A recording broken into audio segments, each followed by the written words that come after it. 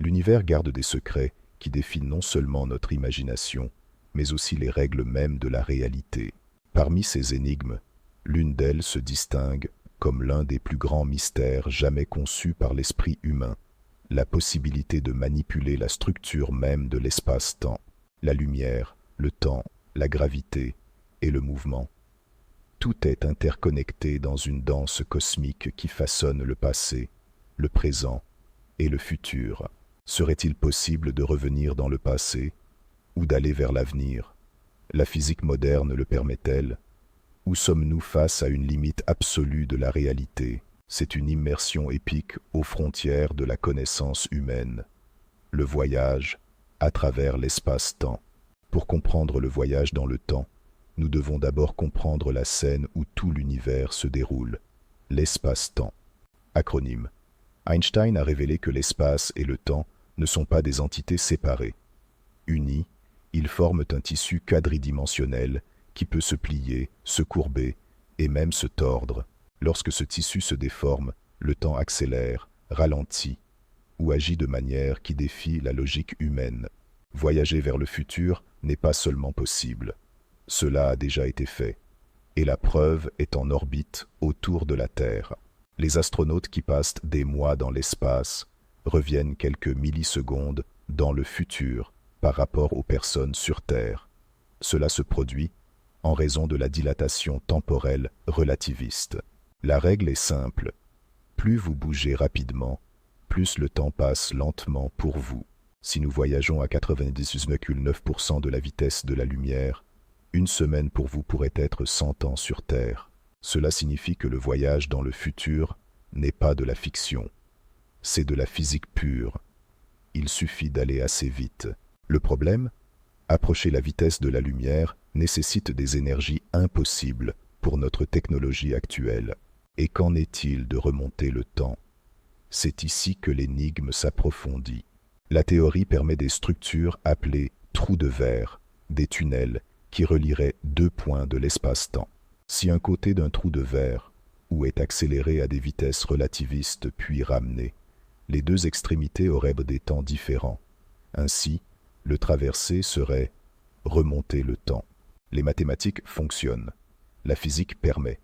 Mais aucune preuve ne suggère qu'un trou de verre stable existe.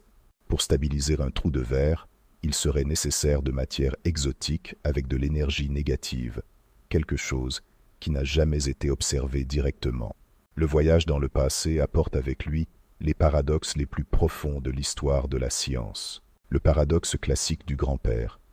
Si vous remontez dans le temps et empêchez vos grands-parents de se rencontrer, vous n'existeriez jamais.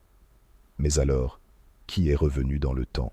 Les événements qui se causent eux-mêmes, des informations surgissant de nulle part. L'univers semble rejeter cette logique circulaire. Une solution possible serait le multivers. Chaque voyage créerait une nouvelle ligne temporelle. Vous ne modifieriez pas votre passé. Vous entreriez simplement dans une autre. Et si la théorie permettait le voyage dans le temps vers le passé, pourquoi ne recevons-nous jamais de visiteurs du futur? Il se peut que nous n'ayons pas encore créé le premier dispositif permettant de revenir en arrière.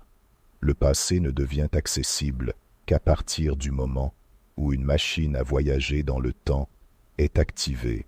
Peut-être que l'énergie nécessaire est si absurde que des civilisations entières ne pourraient jamais la produire. Il existe peut-être un mécanisme dans la structure même de l'univers qui empêche automatiquement les paradoxes. Ou peut-être, personne n'a survécu pour raconter. La relativité permet des solutions appelées courbes fermées dans le temps, trajectoires qui reviennent au passé lui-même. Hawking a suggéré la conjecture de la protection chronologique. L'univers empêcherait, par une loi encore inconnue, la formation de ces courbes.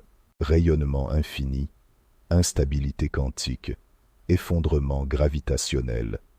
Quelque chose semble toujours surgir pour empêcher le voyage dans le temps.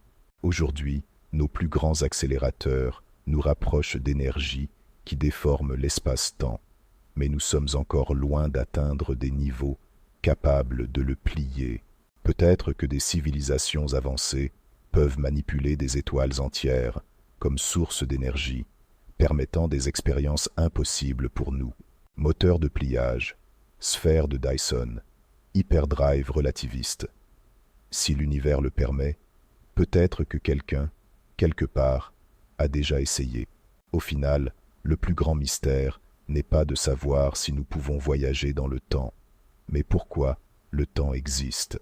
Le temps est-il absolu ou simplement une perception? Est-ce une dimension physique ou une illusion créée par la conscience? Sommes-nous prisonniers du présent ou pionniers du futur? Tant que nous ne saurons pas manipuler l'espace-temps, il ne nous reste qu'à explorer la seule voie possible, avancer, toujours vers l'inconnu. Si cette vidéo vous a impressionné, plongez dans d'autres mystères de l'univers ici sur la chaîne. Abonnez-vous et voyagez avec nous à travers le cosmos.